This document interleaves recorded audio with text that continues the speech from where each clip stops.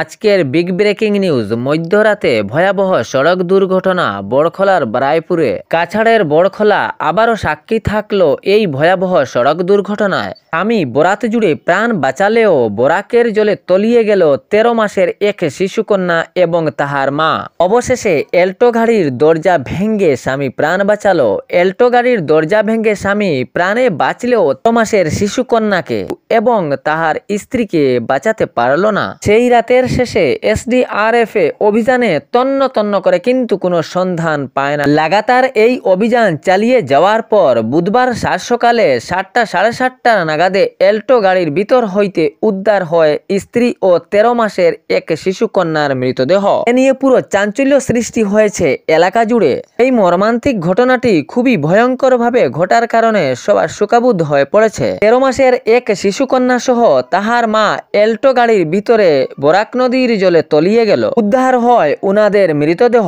বিবরণে জানা যায় শিলচর থেকে ডাক্তার দেখিয়ে নিজের স্ত্রী ও 13 মাসের শিশুকন্যাকে নিয়ে নিজ বাড়ি ফেরার পথে এই ভয়াবহ সড়ক দুর্ঘটনাটি সংঘটিত হয়। গভীর রাতে এল্টো গাড়ির নিয়ন্ত্রণ হারিয়ে বরাক নদীর জলে তলিয়ে যায়। কোনোমতে গাড়ির দরজা ভেঙে স্বামী বরাত জুড়ে প্রাণ বাঁচালেও কিন্তু মা ও শিশু কন্যাকে প্রাণে বাঁচাতে পারলেন না। বড়খলার বিধানসভার রায়পুরে এই মর্মান্তিক সড়ক দুর্ঘটনাটি সংঘটিত হয়। রইসউদ্দিন নামের এই যুবক শিলচর থেকে ডাক্তার দেখিয়ে বাড়ির দিকে রওনা হওয়ার সময় বড়খলা রায়পুরে এল্টো গাড়িটি তাহার নিজের নিয়ন্ত্রণ হারিয়ে বরাক নদীতে পড়ে যায়। অনেক চেষ্টা করে রইসউদ্দিন গাড়ির জানলার গ্লাস ভেঙে অল্পের জন্য নিজের প্রাণ বাঁচালেন, কিন্তু স্ত্রী ও 13 মাসের শিশু কন্যাকে বাঁচাতে পারলেন না। সেই গভীর রাতে এল্টো গাড়িটি নিয়ে জলের তলায় তলিয়ে গেল। সেই অসহায় রইসউদ্দিন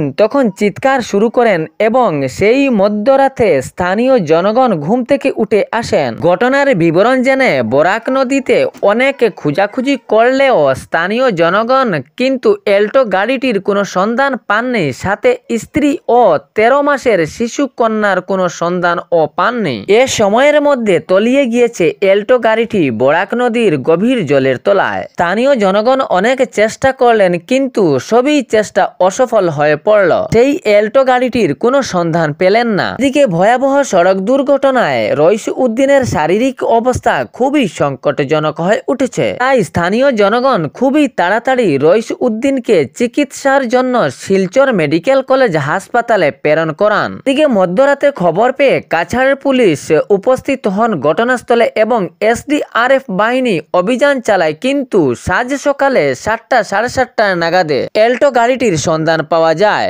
তারপর গাড়িটিকে অনেক চেষ্টা করে কিছু উপরে আনে স্ত্রী সহ 13 মাসের শিশু কন্যাকে উদ্ধার করা হয়। প্রশাসন এ ঘটনাস্থলে নিজের দায়িত্ব খুবই বহাল রেখেছেন।